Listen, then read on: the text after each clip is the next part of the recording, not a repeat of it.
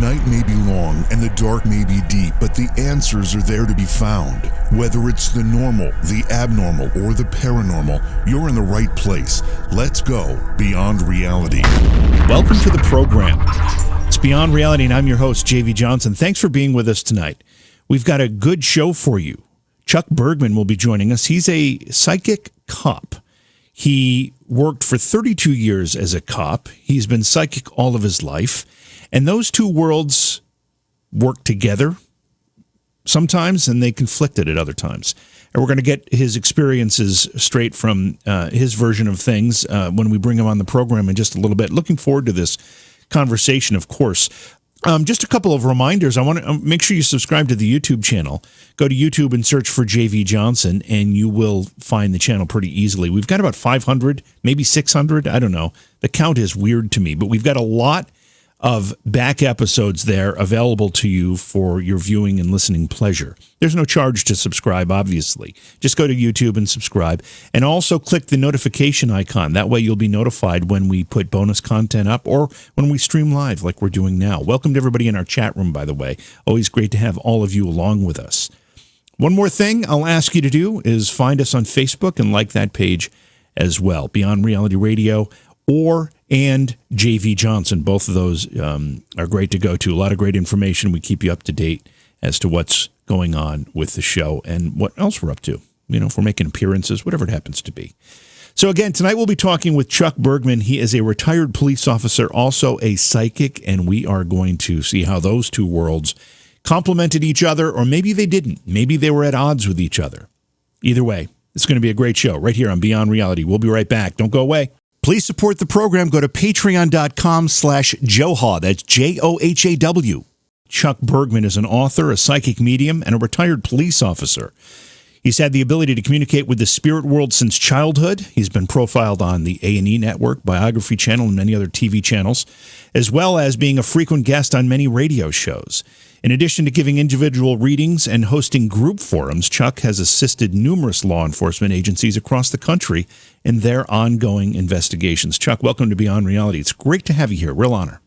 Really looking forward to this evening, JV. Nice to meet you. And I know that you're a veteran of the Navy, and first thing I'd like to do is thank you for your service. It's certainly appreciated and often not recognized, but we'd like to recognize it here.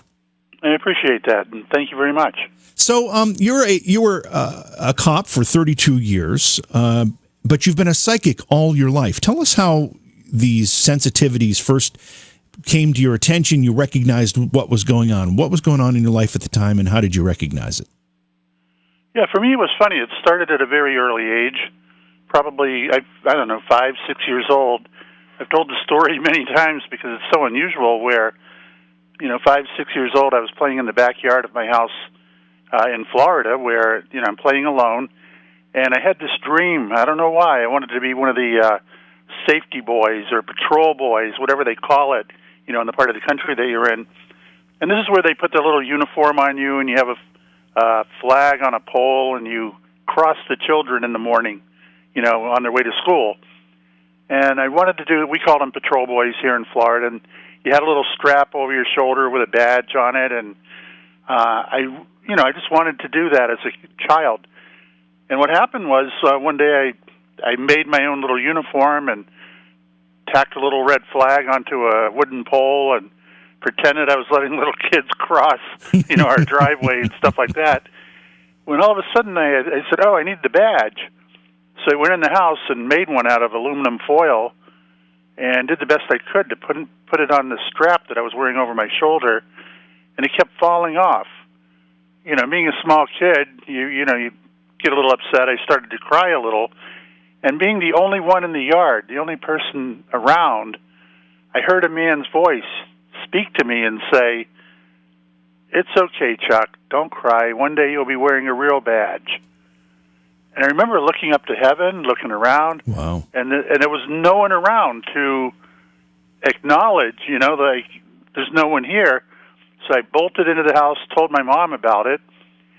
And my mom, I had no idea until after she passed away that she too was a medium. And her mom was a medium, and I didn't know that either.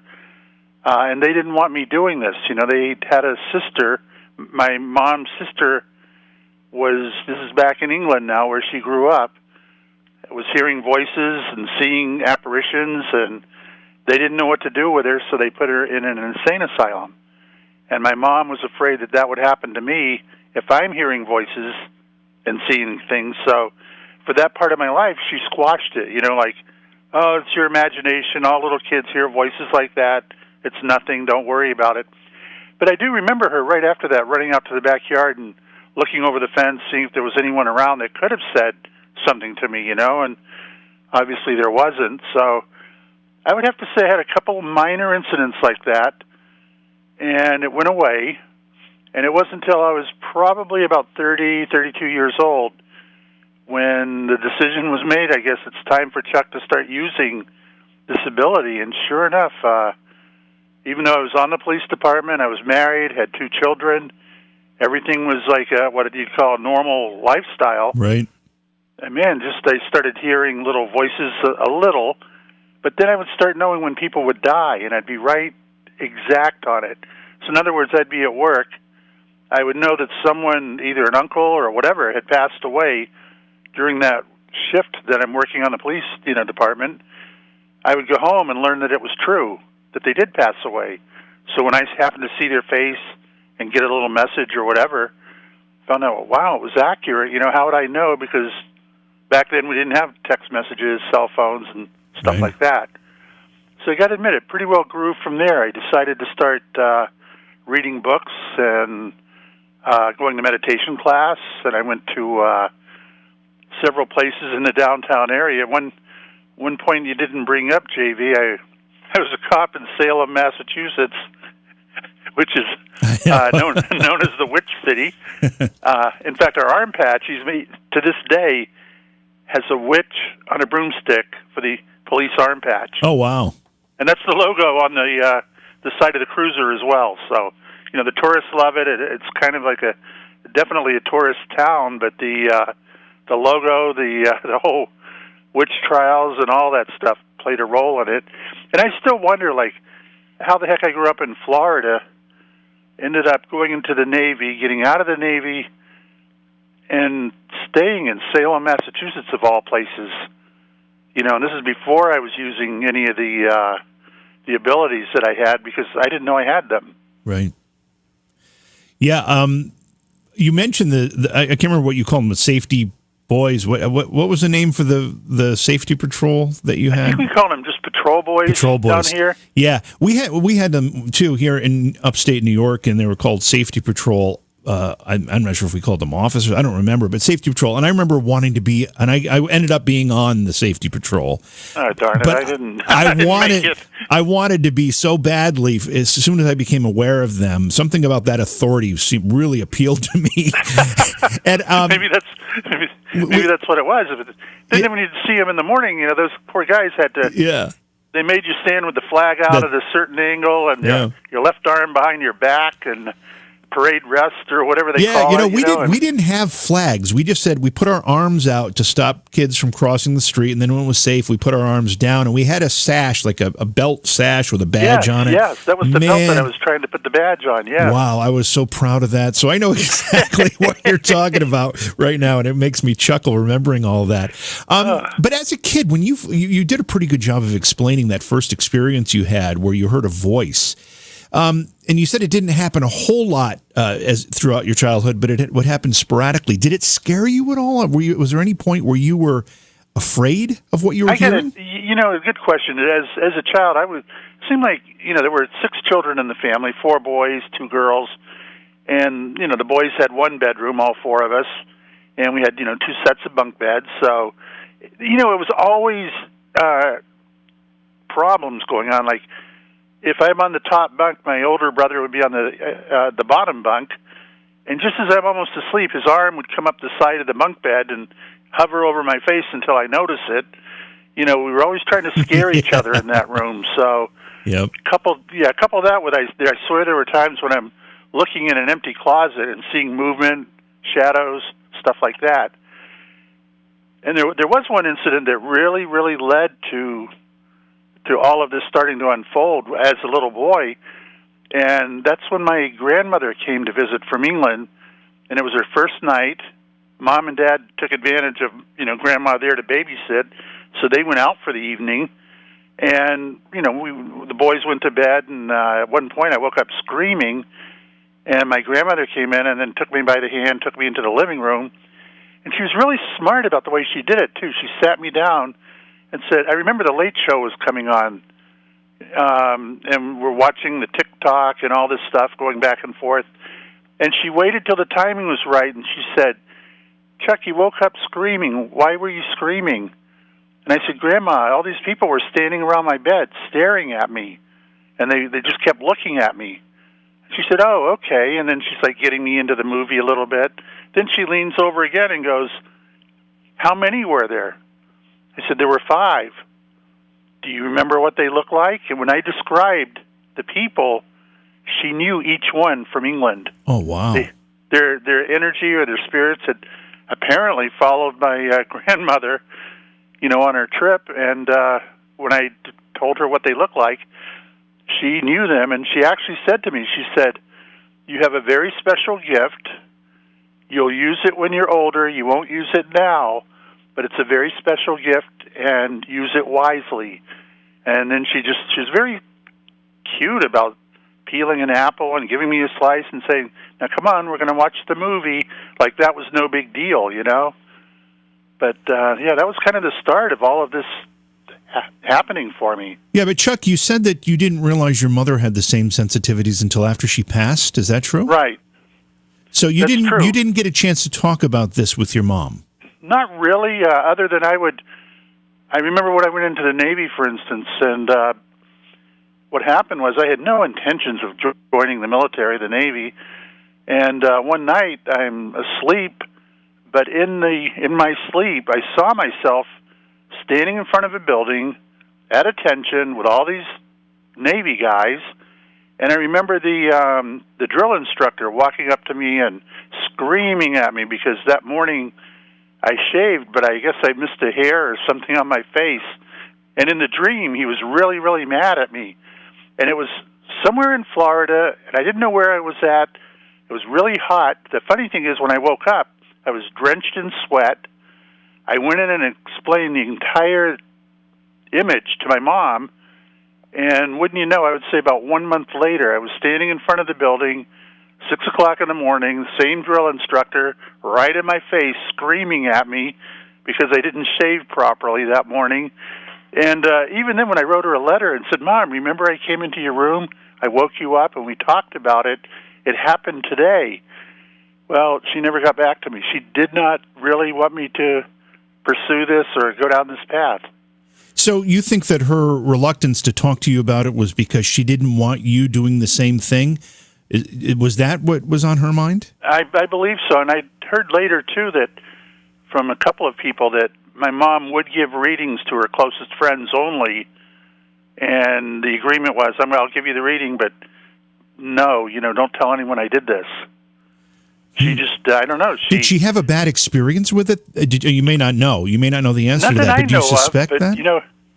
But I got to tell you, since she's passed, she's been my little angel, and when I need help during readings, she'll help me. Mm-hmm. She's even appeared for me several times.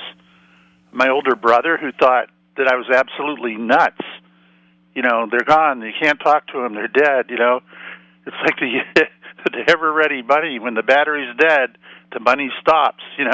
That's the end of it. And I did a session with him where Mom touched him, kissed him, and he said to this day he knows it was absolutely her, and he could even feel her moving the hair on his head when she ran her fingers through his hair. Mm-hmm.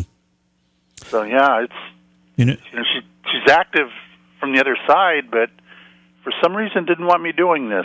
So to help me understand the difference in your experiences between what you would classify as the experience of a medium, which I would consider be getting communications from the other side, and your experience as a psychic, what's the line between those two?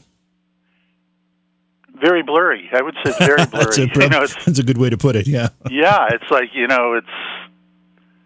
sometimes I know things I shouldn't know. In fact, I'm not big on people that come up with these premonitions and, like the World Trade Center disaster and all of that. But, I had one the other day, an email come in from a gentleman, and I do not remember giving him this reading. I remember the person, and he said in the reading 3 years ago, he said he lived in New York City. And he said, I went on a rampage with him saying, get out, get out, get out. You can't live there any longer. Something bad's going to happen in 3 years' time. And that was 3 years ago, and look what's happening in New York right now.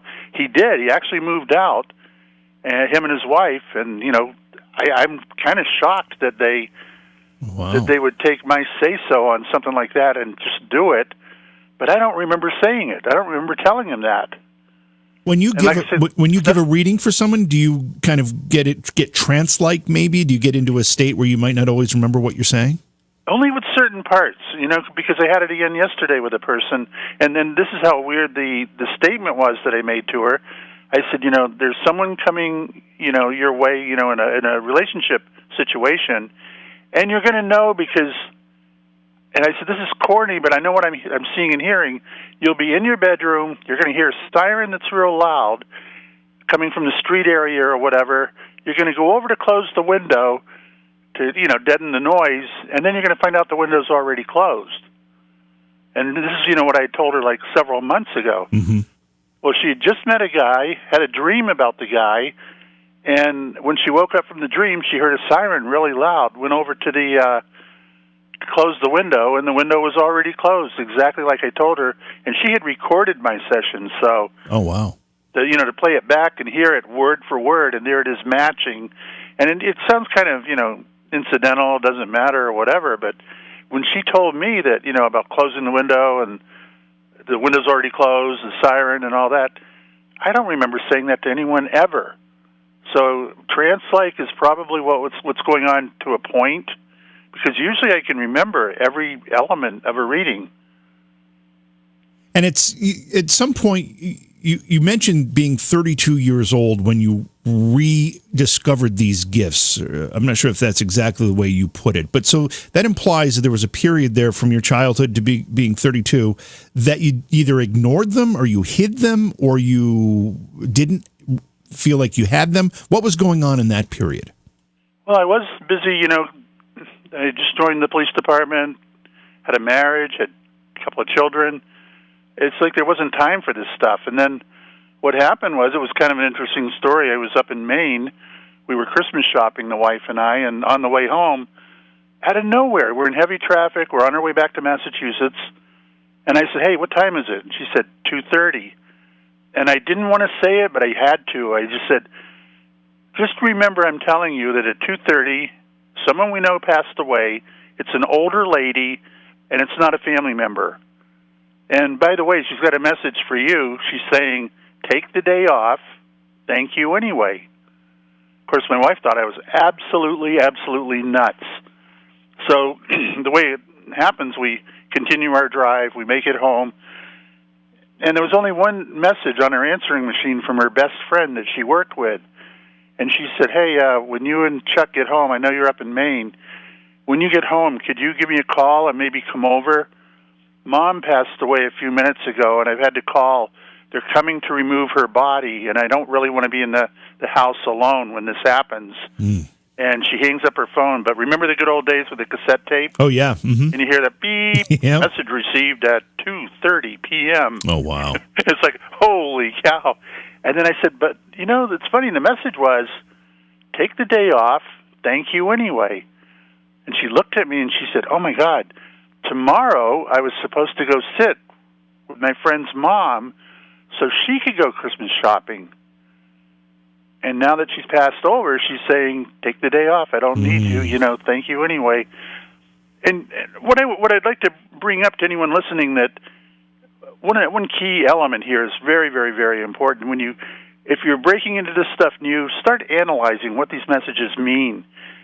And to me, that message was saying a lot. I couldn't understand how she could pass away 2:30 in the afternoon, leave her body, and then find me on Route 95 up in Maine in all the traffic on my way home and get a message so precise. To me, it's just kind of like mind-boggling. And why would she? You'd think that, you just passed away, you left your body, you've got a lot of more important things to do than let me know that my wife is not needed tomorrow. She's going to find out. Yeah, right. But, you gotta, I like to analyze the messages and try and understand the role of the spirit, like why do they do what they do? And it's totally different from the logical reasoning of a person.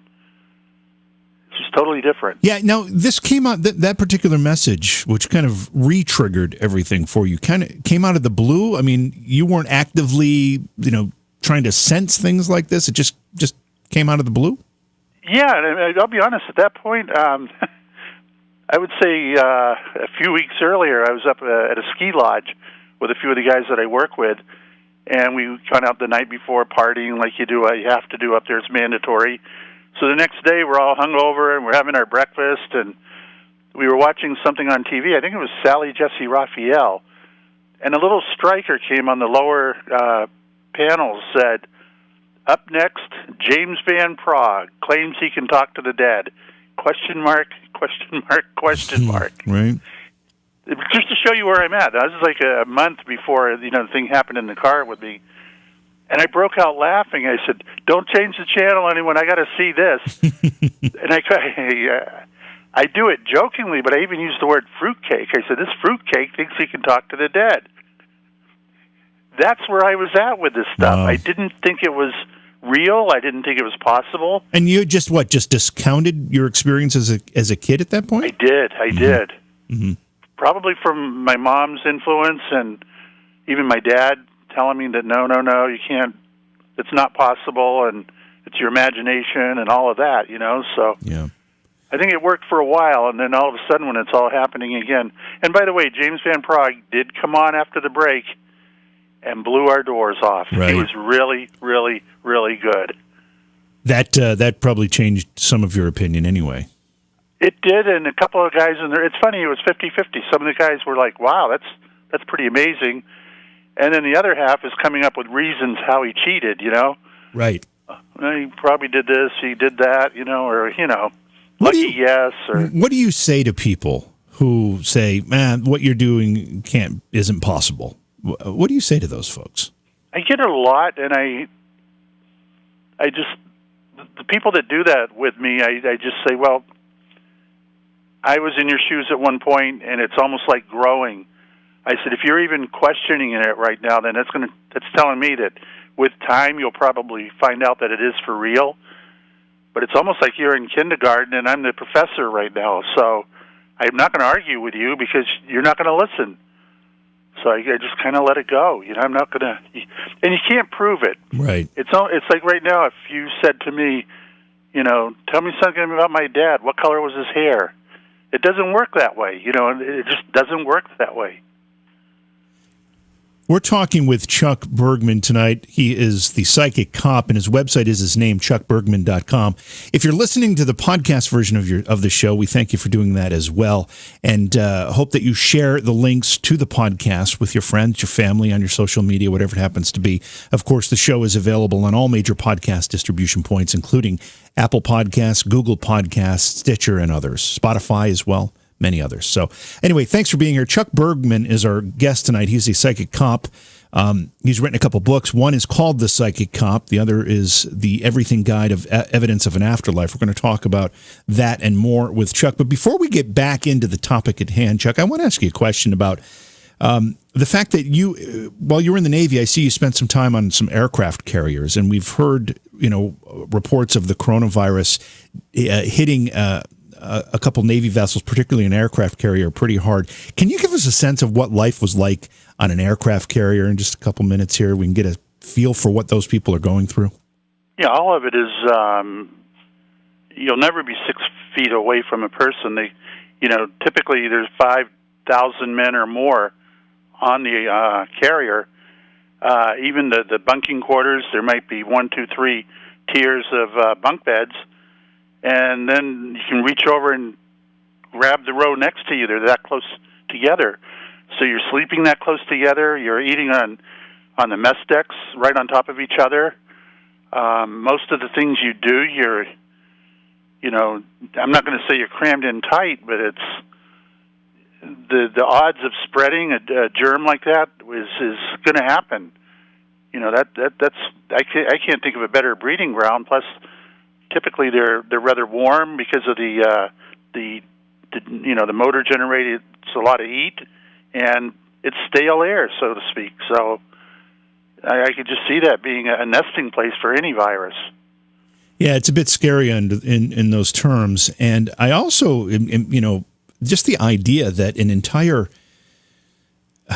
weapon of the U.S. Navy, which, an aircraft carrier is probably the most potent weapon the Navy possesses. Talk about a scary scenario where a weapon like that could be put out of commission because of an illness. That idea is pretty scary too. It really is. It really is. But what a way to take it down. Yeah, you don't have to sink it. You just put the crew. I mean, it's scary. Disable the crew. Yeah, it's very, very scary. Anyway, thanks for sharing that with us. You became a cop at what point in your life? How old were you when that happened? I want to say it was right around 21, right at that age. Okay, and at that point, again, you were still in your the period of, I don't know what we'll call it, maybe denial of your sensitivities and your other gifts, and you approached being a police officer probably like many do, very, very seriously and very pragmatically, I would imagine. I was, other than I had it in the back of my head what that voice had told me when I was so young, that one day you'll be wearing a real badge. And, that was exactly what he said to me when I was trying to pin the fake aluminum badge onto my shoulder strap. And he says, one day you'll be wearing a real badge. Don't cry. Right. And then, it's all happening. I'm getting ready to get sworn in. And I'm going to admit, the one hard part about it is I knew a lot of people in Salem who grew up in Salem, and, their parents are either city council or on the police department or fire department or whatever. And even when I took the civil service exam, I was told, well, who's your connection? Who's going to get you on? I only had family down in Florida. I said, I don't know. I said, no one. And I was lucky. I still made it through the hurdles and, still got on the department. It's like it was meant to be is what I'm trying to say with that. It's like I was supposed to, do that job, and I was supposed to do it in Salem. And I don't know why Salem. How did you end up in Salem? Well, the ship I was on, it was, I joined the Navy, and I was here in Florida. I go to boot camp in Orlando, of all places, right down the street. And after boot camp, I get stationed to Mayport, Florida, which was a 15-minute ride from there to my house. Wow. So, it's like, okay. And then we go to Vietnam. We do all of that. And when we come back, they were going to decommission. I was on the Shangri-La aircraft carrier, and they were going to decommission it in Boston. So I ended up in Boston. That's when I met my, had a girlfriend, later to become my wife, and had children, and had made up my mind. Once I'm out, I'm going to stay up here for a while. And, she was a nurse at the Salem Hospital, and I got on the police department. So it was kind of cool. It was, everything just worked out very easily. Kind of almost like it was destined. It really was, yes. Talk about that period between becoming a police officer at 21 years old to the point where you had the epiphany and started to recognize these gifts again at 32. During your police work in those years, did you ever, in retrospect, have experiences that you can now look back on and say, oh yeah, I was getting some guidance there that I didn't recognize was happening at the time? Almost daily, yes. Oh, really? It was that common? So, it's similar to a deja vu. I would even be in my cruiser, just picked up a coffee, and I'm heading to one area to maybe sit and just sip on my coffee and watch traffic flow or whatever, and something in my head, or I'd see an image, and it would send me to a different part of the town, and I would see a car accident or something going on, and I would say, well, let me just slide over to that area. And man, within minutes, I'd get the call, car accident, and the image that I saw would match what I'm then pulling up to. It was weird, but I didn't understand it. I thought everyone called that deja vu at the time, So I thought, wow, I'm really in tune to that stuff, and I didn't know why. Did you think, do you now, in retrospect, think that when people do have deja vu experiences, that that's what they're really experiencing, what you just described? I think so, yeah. I mean, you're usually seeing things that are about to happen or they're in the future, and you seem to have a lot of detail, a lot of information on it. And I think some people like do what I did, where, yeah, okay, I got that little video clip or whatever you want to call it, but you don't exercise your brain. You don't make that happen more often, and that's what I did with the classes that I went to. I went to meditation classes, then I went to mediumship classes, and just kind of kept working on it and developing it. You were doing that when? During this? I would say I was doing that probably about 5 or 6 years after the initial blow, and then trying to figure out what is all this. So after you had the experience where the voice came to you talking about the woman who passed away. Mm-hmm. Okay, so that happened, if I remember the timeline correctly, that happened to you when you were 32. Yeah, right around that age. Right around there, okay. And so it was after that experience that you started to look into this more deeply and actually try to get some guidance and training so you could understand and actually improve these abilities and these skills. Absolutely. I mean, I was fascinated that it was even possible. But, I've always been that way. I mean, I remember when the VIC-20 computer came out and the Commodore 64. I had a VIC-20 too. I had a VIC-20. My first computer, yeah. I remember going to the store, and I think the Commodore 64 was on the shelf next to it. Oh, what a big machine that one was. Oh, and to me, I said, I got to own that. Yeah. I took it home, no idea what I was going to do with it. But when I was done, I actually had it printing out checks that I could write and do real quick, kind of like Quicken. Uh-huh. I learned how to program. I learned how to. I even wrote. I was involved as a fatal accident reconstructionist. So if there was a fatal accident, we would figure out the drag factor of a street and how fast the car would have to travel to leave a certain amount of skid marks. And I actually wrote a program that for the Commodore 64 that would handle all the math work for that, and then give you this beautiful printout explaining every step, every math step that was taken. Wow. There's nothing like it. Yeah, and for people who aren't familiar with these, what we would call very primitive computers, very primitive personal computers, when you wrote a program for it, it was all in basic language, which was, it's nothing like we're doing today. I wrote some programs for the VIC-20. I was just a little kid at the time and just fascinated with computers.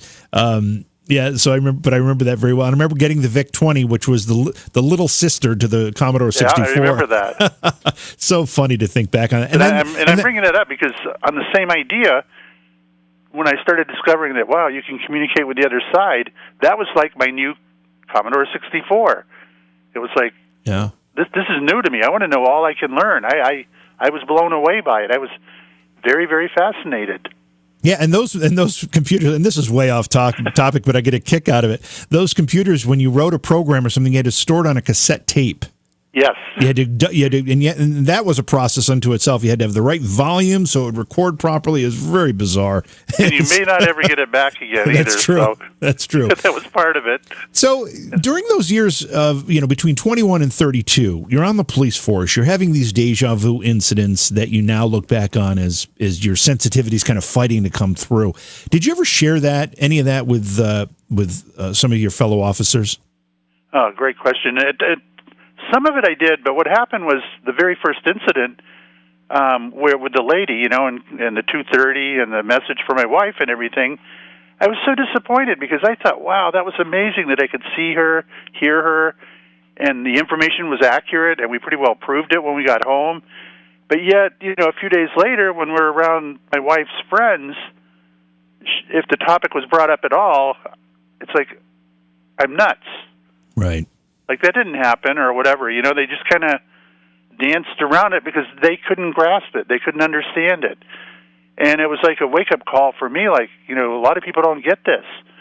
But I did have one partner on the police department who I would go in the morning with my cup of coffee and would usually go into his office, close the door, and I would tell him all about my meditation class or mediumship class. And it seemed like I would always bounce it off him and ask him what he thought, and I assume he never got bored with it because we do, for years straight, we'd go in at least probably every other day and talk about the classes that I had enjoyed and the weird stuff that would come through, not only from me, but from other people doing, the same kind of contact. Most law enforcement officers, I would assume, even to this day, although I do think attitudes are changing a little bit, but most of them would look at this and just, kind of call it wacky. It's all about evidence. It's all about, when you get into the investigation part, it's all about evidence, all about very pragmatic, almost scientific in a way. That must have been a bit of a conflict for you. It still is. It really is. It still is. And you got to wonder, I don't see the top mediums out there finding these missing children or solving crimes. They won't get involved with the police, and there must be a reason for that. I've done it with a lot of cases that I knew going into it I could probably get in, national, what's the right word, disgraced nationally because I get it wrong, Yeah. And it's a tough thing to work with police departments. Even with my background, it's still tough. It's still hard. Yeah, do you think that's true, that there is a bit of a changing of attitude, maybe a softening of this particular Absolutely. stance? Yeah, I get several that will work with me with the agreement that no one knows that they're working with me. It's kind of like, behind the scenes, and then they'll check out whatever I give them, and basically they walk away with what they call the collar. They'll walk away, they're the ones that solved the case, even though they had no idea. Right. So, that's just part of the way it is. I'm in it more to help the families, though. It's like if I can help the family and maybe find a missing son or daughter, or and not know, in some cases, my number one priority would be to sit with them and say, if I can connect with your loved one, your child, then I'm going to try and prove, if I do that, then they are on the other side. If everything I give you is incorrect, then it's good news. They're probably still alive somewhere. Right. And, we can't connect with them. But typically, I've even done readings over Skype with police departments in other countries where I've walked them right to where the body is. Oh, wow. And this is places I've never been before. But I'll see it. They'll give me good descriptions. I'll get unbelievable information. And typically when I work on one of these cases, we have the body usually within 48 hours. And most of the ones I work on, the body, it's been a 6, 8 month or 2 year, no body, and not even sure if the person's dead or alive. So, it seems like all it would take is one case like that with a successful outcome that everybody's attitude would change. I know.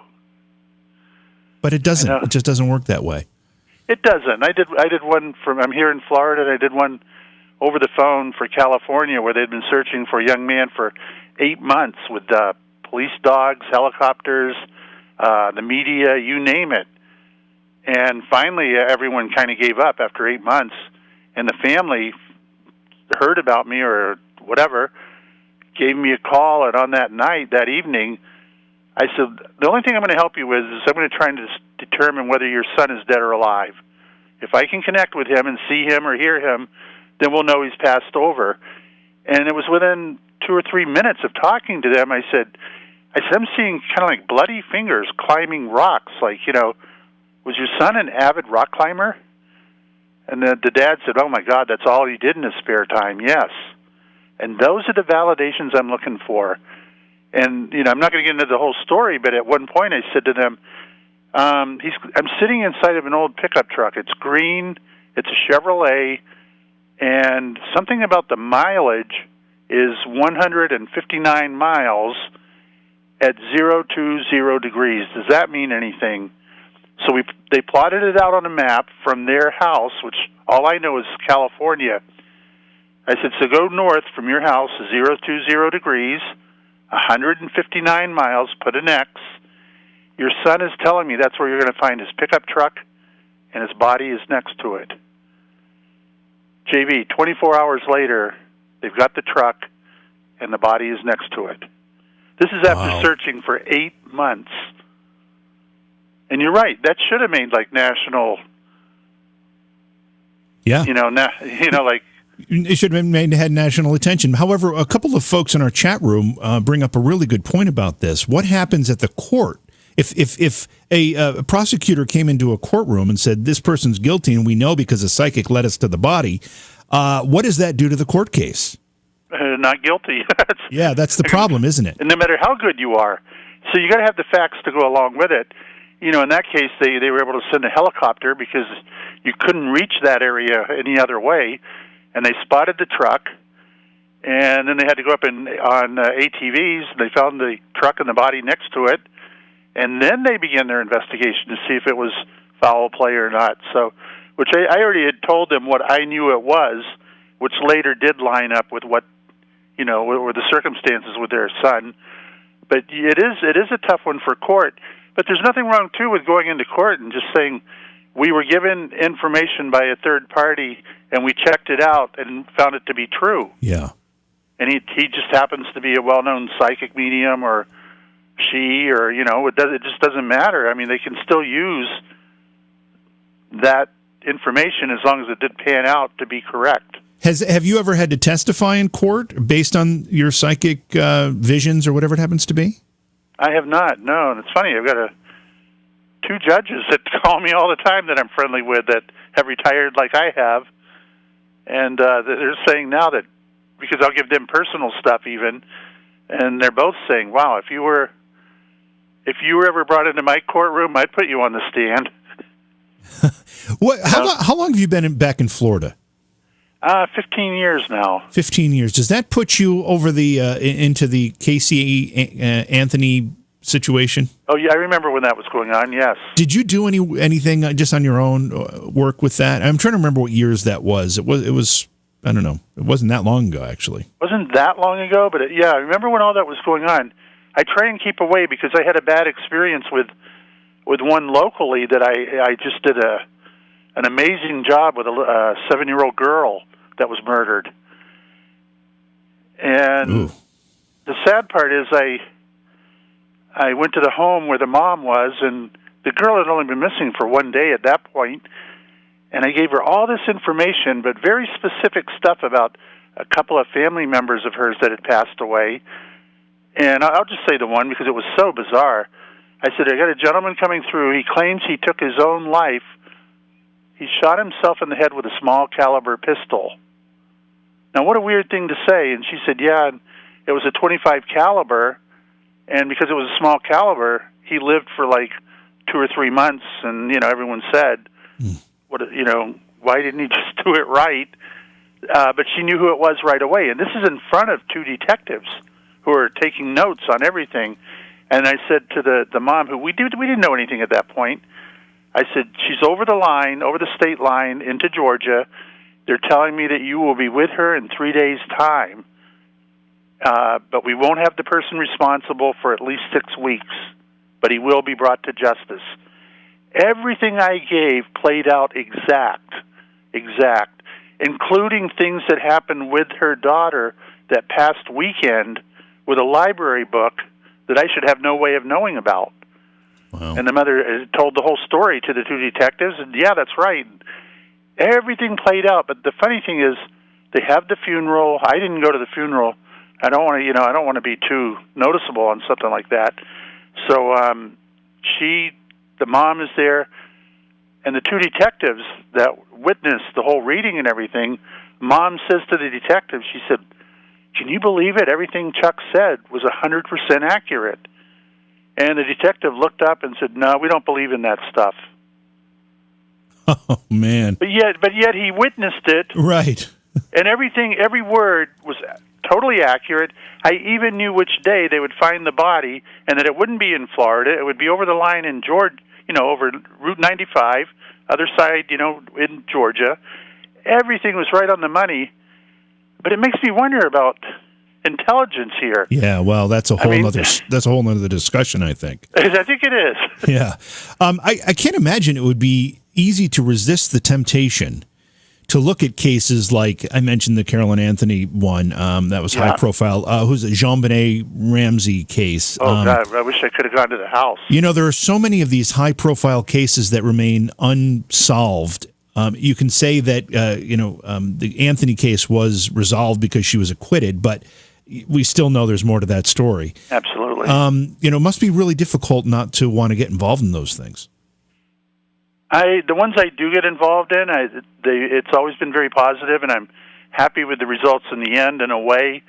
But it's like you said, there's no recognition for it, and not that I'm crying on anyone's shoulder about this, but at one point they wanted me to go and help with the FBI and a whole group of people. They were looking for I think a 20-something-year-old hairdresser, and they made it very clear up front, we're not going to pay you. I said, well, that's okay. I'll probably be the only person out there not getting a paycheck because I know the FBI guys aren't going to work for free on their day off. Right. But, it's that whole mentality that goes with it. It's okay if you help us and you solve the case, but we're not going to recognize you for doing it, and you're not going to get paid. And one story I've told a few times, only because I still can't believe it, I had an offer to go from North Florida all the way down to Miami, and if I solved this one case for them, and I solve it, then they would pay for half of my fuel. Tonight we're talking with Chuck Bergman. We're talking with him about his books and his experiences as a police officer, but also a psychic medium. How do those two things work together? Do they work together, or do they work in conflict with each other? And we're going to get into some of that. Let's talk a little bit about how once you, Chuck, got over this hump, you were about 32 years old, you started to recognize your sensitivities again, you started to actually work to better control them or understand them. Did you start employing those sensitivities in your day job, if you will, as a cop, once you started to get a handle on them? I didn't. It really did make a difference. It's like you would understand things a lot better and kind of know why people were doing what they were doing, why they were doing it. And I didn't always get messages. It would come in at certain times, but it seems like it was right. It was always the right timing, when it did happen. And to me, it was the reward of giving a reading to someone. And I know when I give the reading, it's not me giving the information. It's definitely coming from a higher source. And they're using me as a tool. I know that. But just to be part of that chain is the best feeling you can ever imagine. In fact, I remember when it was my very first meditation class, someone talked me into going to the class. And when I did, they go around the circle and you'll tell about your experience. And all you do is you listen to music for probably 15, 20 minutes. So this is in a little shop up in Salem with all the little glass things hanging from the ceiling and little angels and a place you normally wouldn't find Chuck hanging out, but there I am in the middle of a circle with all these women. And it was so funny because at the end of it, after the music stopped, the instructor went around the room and said, okay, what did you see? What did you hear? And what did you take from your message?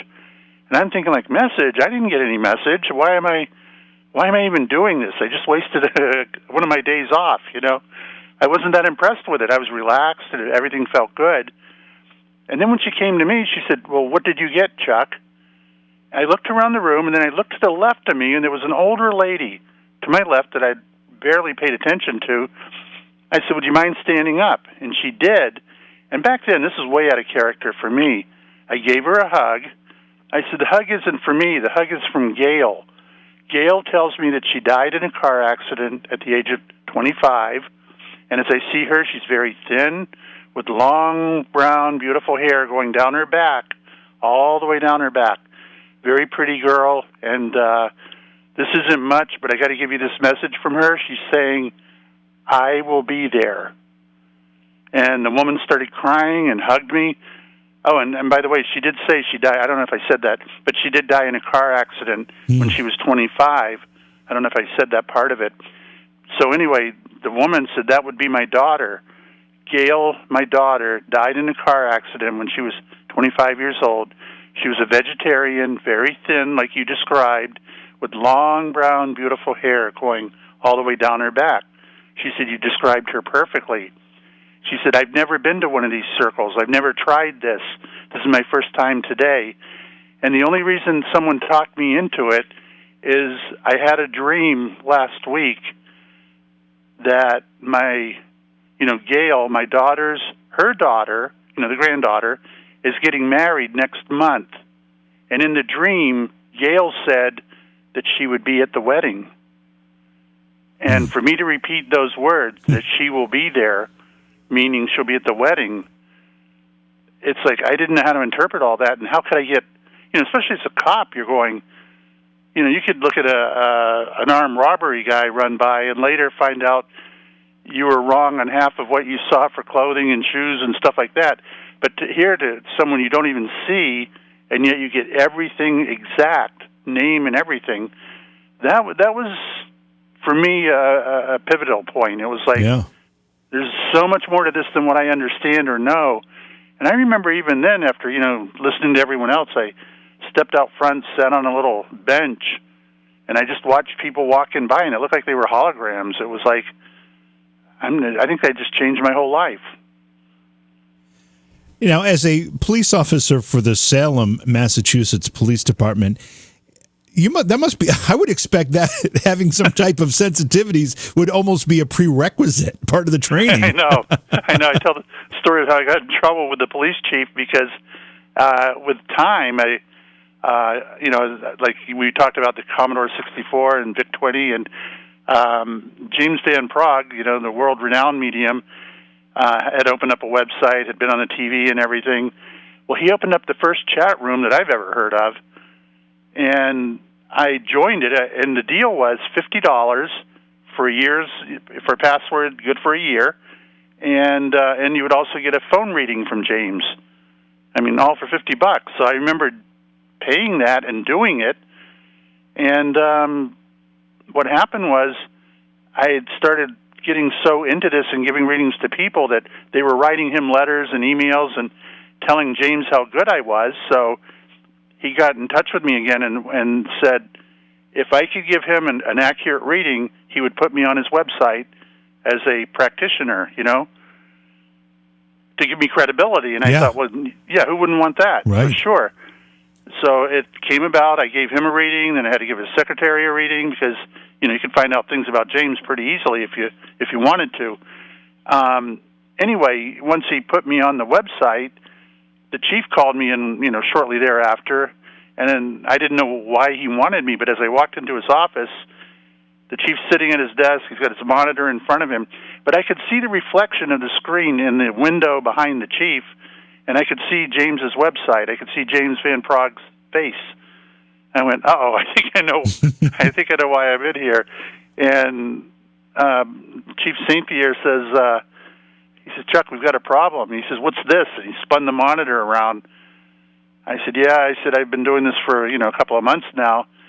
And he says, we have a problem. You're carrying a gun and you're hearing voices, which I totally get it, But it was so cool to I turned my shoulder to him. I said, yeah, and look at this. We've got a witch riding a broomstick as a logo.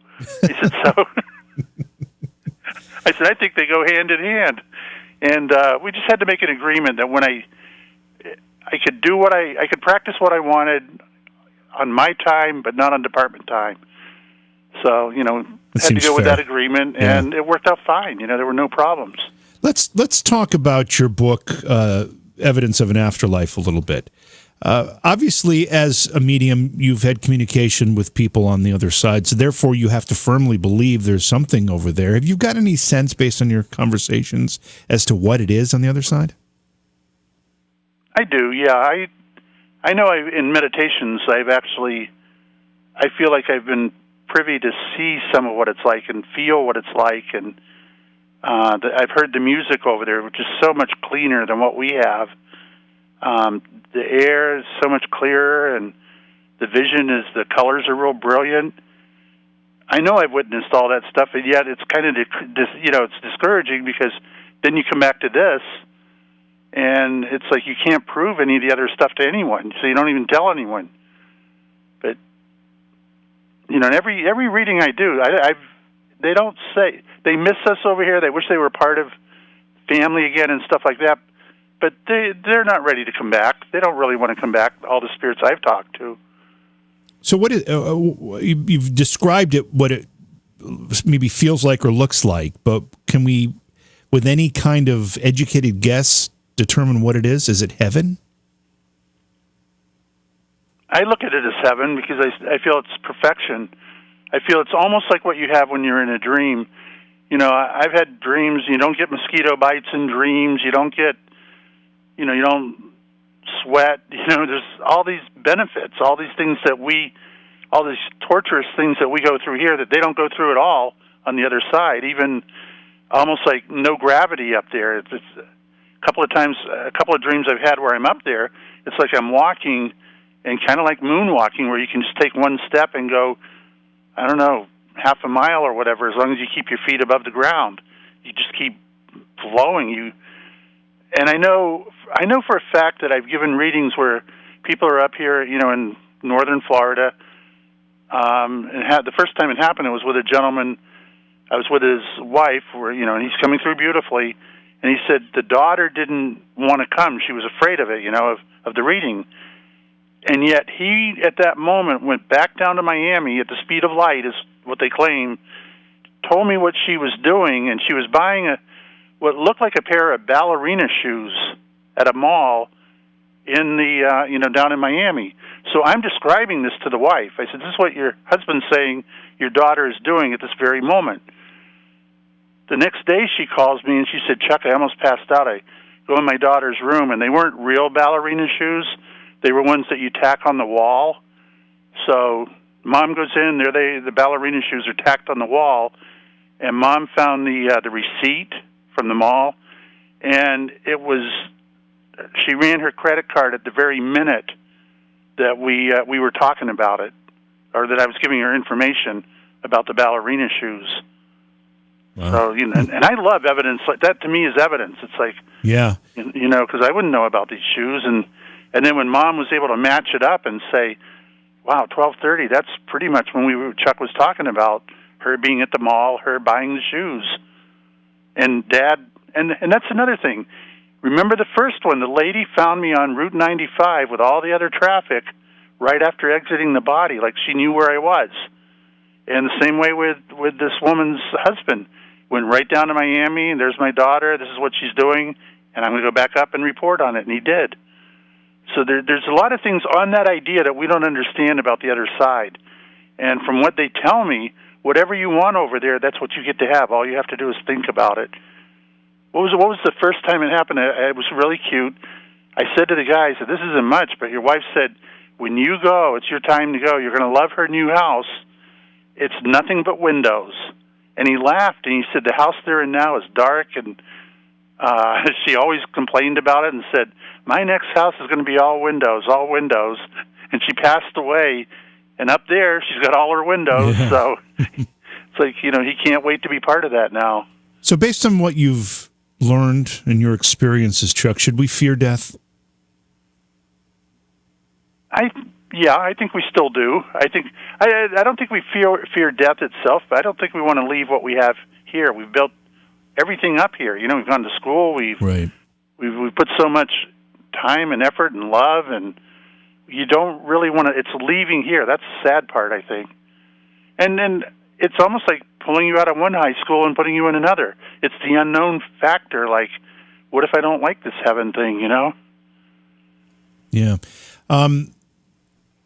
Now, which book did you write first? Was it the Afterlife book or the Psychic Cop book? Which was the first? It was the Afterlife, Evidence of an Afterlife.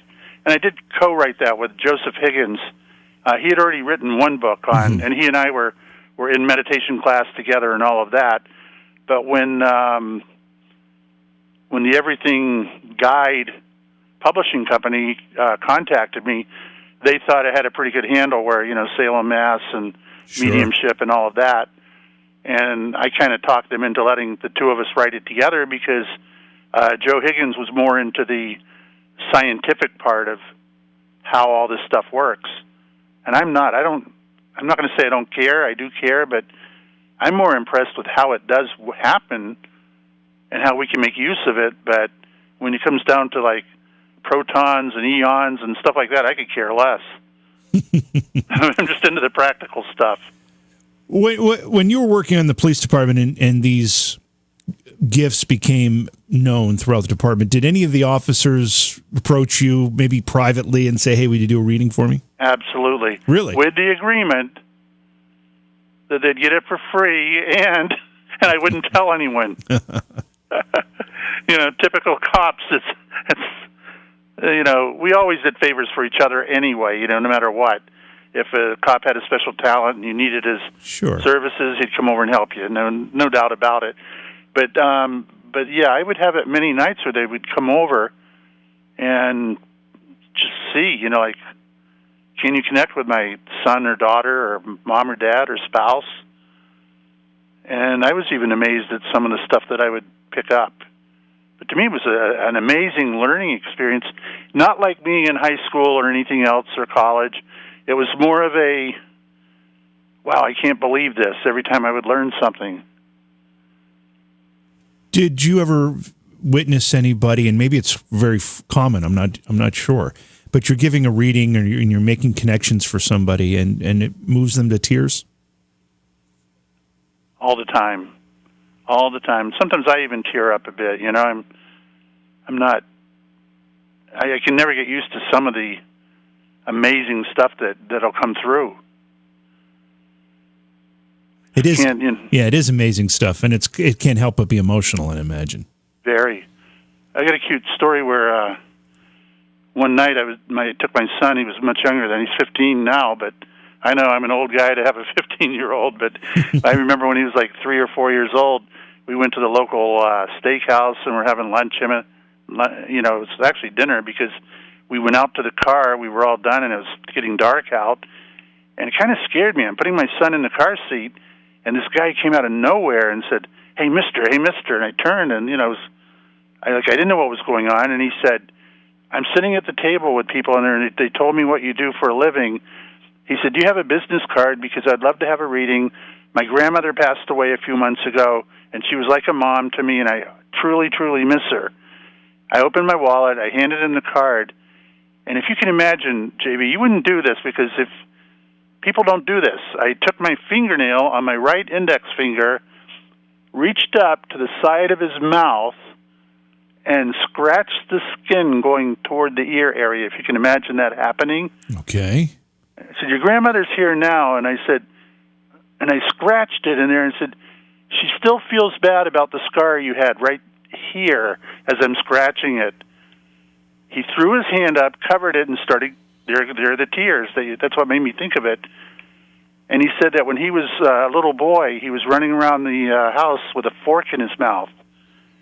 And she went to, stop him and get the fork, and he fell. Ooh. And the fork went through the side of the mouth. So for many years, he had that scar on the side of his lip. Oh, wow. Exactly where I was doing it with my fingernail. And my point is, I'm not thinking about mediumship. I'm not thinking about pleasing this guy right now or anything. I just want to put my son in his car seat, and he's giggling. We're laughing. We're getting ready to go home. And something like that happens, and then you hear how accurate it is. You've got to kind of thank the spirit world and say, you really, really, really are around us. Yeah, that's quite amazing. And we have a question that's just scrolled through our chat room. Do you also connect with people's animals that have passed, or just human spirits? Well, yeah, they'll have to buy the psychic cop, because the whole final chapter is some of the weird experiences I've had with different animals: horses, dogs, cats. Oh, wow. And I didn't believe in that at all either. I really didn't. I thought it was a bunch of, these pet psychics and all. I'd see them on TV and kind of laugh about it. Say, oh, come on, that's an animal. You're not getting that. Or, boy, was I wrong. Some of the stuff I've given people. My favorite one, and I've told this a few times, but it's worth hearing, where at the end of a reading, I had a mom and her two daughters, in front of me, and they kind of looked a little disappointed. I said, wow, you had your mom, your dad come through, and everyone. I said, you look disappointed. They said, well, we have a pet. We were hoping our pet would come through. And I said, well, hold on. I said, sit back down. Let's try for your pet. I said, I don't usually do animals, but if the pet loves you enough and wants to come through, I'll be happy to give you a message. And then just like when I was a little boy and I heard the voice, I heard the same voice say to me, he used my name, and he said, "Hey, Chuck, just tell them Mexican blood runs through my veins." And I went, what the hell did I just hear? Because I'm kind of practical, too. And I heard it as like being in a movie theater with the Dolby sound system or whatever. Mm-hmm. And I'm going, what the heck does that mean? And I looked at him. I said, your pet. You didn't tell me dog, cat, fish, goldfish, horse, snake. Could be anything. But was this a Mexican Chihuahua? And it was. It was. So it kind of blew my doors off. It's like, what a brilliant way to put it, though. Yeah. And when I heard Mexican blood, I was thinking, drug cartel. Yeah, right. What's going on here? How do you accurately or confidently, maybe is the better word, distinguish between what might be your thoughts? I mean, you as a police officer, you must be pretty good at reading people anyway. Physically reading people. Very good point. Yes. Yeah, and how do you distinguish between what you're picking up as an observant person versus information you're getting from somewhere else? I'd have to say through several years of doing meditation, you learn to turn that brain off. Turn it off, give it a rest. And you know what's cool about that, too? You let your brain rest, and you're waiting to hear messages. And even if you don't hear messages, as your brain starts waking up and getting back to normal, you get to filter. What do you want in it? Do you want to put up with your next-door neighbor that you're angry at? Do you want to put up with this or that? Or do you want to keep that out of your brain? It's like a reboot, and I can't say enough for the meditation, but that's how I know the difference. I know when it's my thoughts, and I know when it's coming in from somewhere else. So you just know, and I would imagine sometimes the information itself, it's not something that you could know by yourself. It has to be like so far out there, like Mexican blood, and I'm thinking I'm far from thinking of anything like that, So, right. Yeah. Now, how do the messages come to you? Do you hear a voice, or is it like a sensation that you can interpret into words? Sometimes it is a voice. Sometimes it's I'll see visuals. Sometimes it's I call it the all-knowing, where you'll just know that. Like all of a sudden, I'll feel like someone blew out a candle and go, "That was a birthday cake they were just blowing a candle out on," and I'll look at him and say, "Whose birthday was it today?" And sure enough, it's a birthday, I mean, there are different feelings that I'll get, and I'll know with the least little trigger to make me say a certain thing, and there it is. Wow. Does it ever get to a point where you get messages that disturb you, bother you? On occasion, yes, and I try and leave it out of my head. I figure that's their life, that's their issues, that's their thing they're going through. But as far as being not from the spirit itself as much as from the person receiving the reading, there are people that'll come to you that are not really the nicest of people. And they get angry with you because of the message you're delivering? Sometimes, yeah, I've had it happen. Wow. And I just put my hands up and say, all I can do is give you what they're giving me, and there must be a reason why they know you can handle this information and hopefully do something good with it. That's the only reason they're giving it to you right now, is to try and make you a better person. So let's try and work with it. Do you think everybody has some level of this ability within them, even if they don't recognize it? I do, and I think that you hit the nail on the head with the police. I would hear it all the time where they'll stop a car. There could be 4 people in the car. They'll know which person they want to run for warrants or check them for weapons or have them get up just so they can check under their seat and no one else's. It's like they have these precognizant feelings and act on them, and I don't think they realize that what they're doing sometimes. I mean, some would call that a gut feeling, but it's probably more than that, isn't it? It is more than that, but I do think everyone does. Everyone has the ability to do this stuff. It's just how aggressively are you going to pursue it? Do you have to learn? You and I learning basic. It's like how much do you want to learn?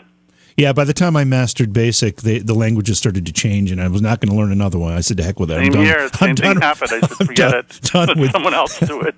I'm done with this. Do you ever use any tools in this line of work, and there aren't many, but like a spirit board, a Ouija board, or anything like that? No, and some people come down on me because of my feeling about the Ouija board, but don't forget, I lived in Salem, Massachusetts. Parker Brothers was right down the street on Bridge Street. Sometimes I'd have to go in there because there'd be an argument or a theft or whatever, and I'm looking at the conveyor belt where they're stamping out Ouija boards. It's like, to me, it's a toy. And I understand the people.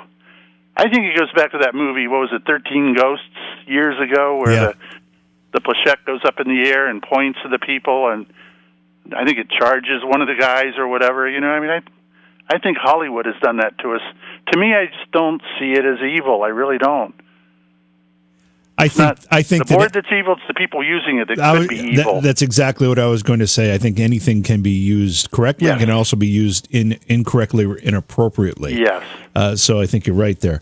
When you do readings for groups, do messages just come flying at you? Say you've got 10 people in the room, you've got deceased loved ones or whatever on the other side, all trying to reach those people. I mean, how do you sort that out?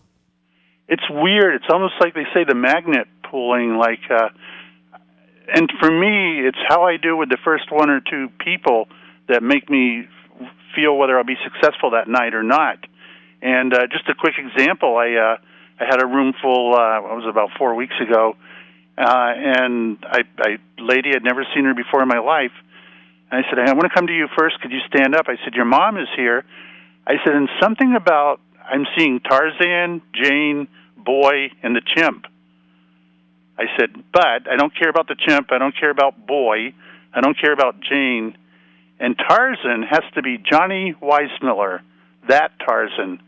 Why am I getting his name included with the word Tarzan? Well, Mom used to live in California, and she dated Johnny Weissmiller. Oh, wow. I went, that would work.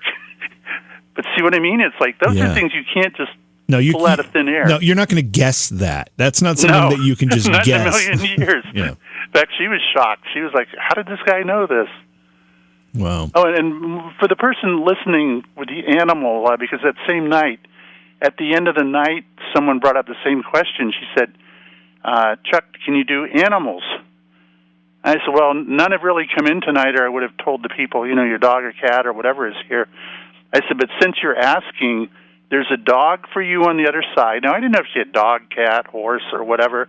I said, there's a dog on the other side for you, and he's really happy now because now he's running around with his dog tags on again. And I thought, that's kind of, why would you need him on the other side? What happened was the dog was cremated that very day. Earlier that day, they received the urn with the ashes. The wife put the urn up on the mantle, and this is before they had plans to go see me at the event.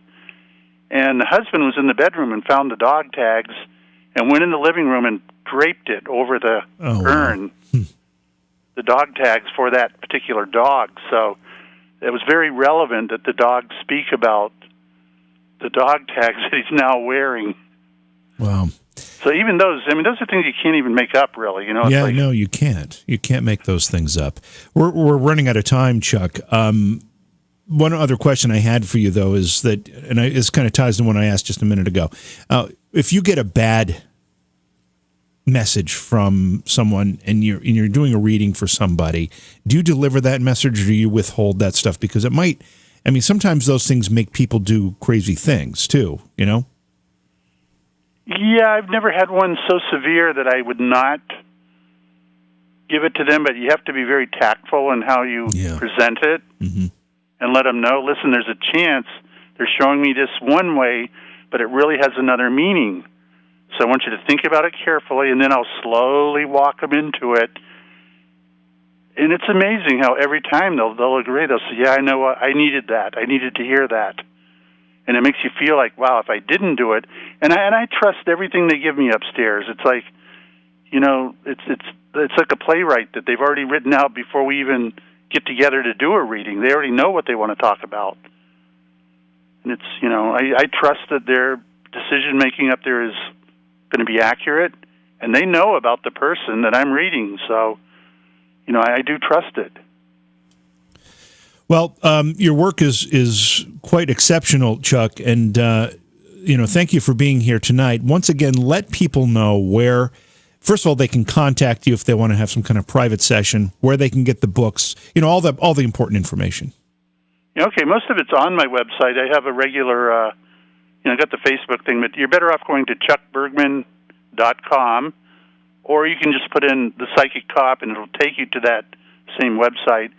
And then I've got several testimonials. I've got a couple of really good videos on there, including one where I was on a radio show similar to this one, and a gentleman called in, and I didn't know it, but his son had died in the Benghazi ordeal over there, and I didn't know it yet. I started describing everything that he went through and what it was like, but I had no idea when this guy called in that it was his son who was one of those people murdered, in Benghazi. So, I've got a few videos like that, and